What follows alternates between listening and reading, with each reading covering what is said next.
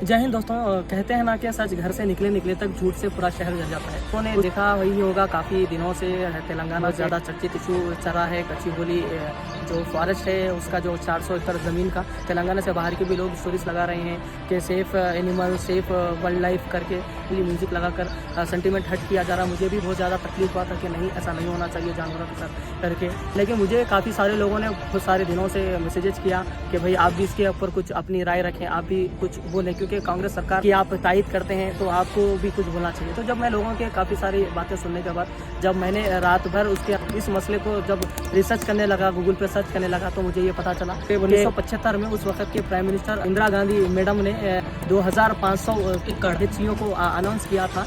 लेकिन उसको किसी को भी ज़मीन की इख्तियारी थी पावर नहीं दिया था, वो गवर्नमेंट के अंडर में ही वो ज़मीन रखी गई थी। उसके बाद जब सियासी चढ़ाव उतर हुआ, जब 2003 में जब एन टी रामाराव की हुकूमत थी यहाँ पर, तो जब एन टी रामाराव ने एक IMG करके संस्था से एक फ्रेंडशिप बनाई और वो जो भी हिस्सों के ज़मीन थे उनको उसकी जिम्मेदारी थी। उसके बाद 2004 में फरवरी 2 को जी के जो ज़मीन थे हिस्सों को दोनों को बदल कर गोपालपल्ली में 398 ज़मीन दिया गया था। उसके बाद 2006 में सरकार बदली, कांग्रेस की सरकार आई, जो कि उस वक्त के CM एस राजशेखर रेड्डी साहब इख्तियार पर आए, तो उनके पास ये बात को रखा गया। तो उन्होंने इसको साफ तौर पर कहा कि नहीं, ये इतनी बड़ी ज़मीन को 2 करोड़ में नहीं हो सकता, क्योंकि ये ज़मीन हुकूमत की है करके उन्होंने इसको साफ सीधा तौर पर इसको रद्द कर दिया, रिजेक्ट कर दिया। तो IMG जो संस्था थी वो सीधा कोर्ट जाती है, कोर्ट में केस डालती है। केस डालने के बाद ये केस लगभग 20 साल चला। उसके बाद 2024 में जो आवाम की सरकार, पब्लिक की सरकार आई है, ए रेवंत रेड्डी साहब ने इसको दमदार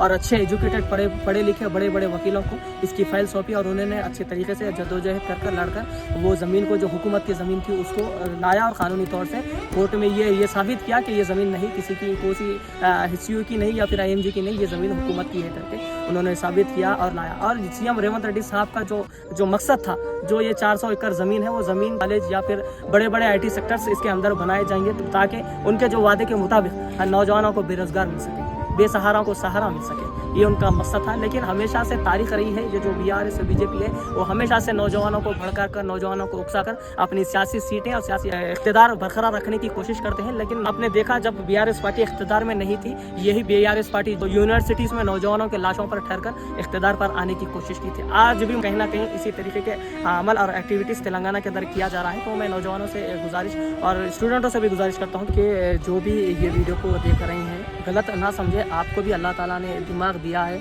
आपको भी भगवान ने दिमाग दिया है। आप सभी गूगल पर जाएं और या फिर हो सके तो हिस्ट्री पर जाएं, जाकर गूगल पर सर्च कर पूरी हिस्ट्री मालूम करें कि क्या है क्या नहीं करके सर्च कर तहकीक कर कोई भी चीज़ को मानना ये एक अच्छे इंसान की और एक अच्छे तालिब इल्म यानी कि स्टूडेंट की पहचान होती है।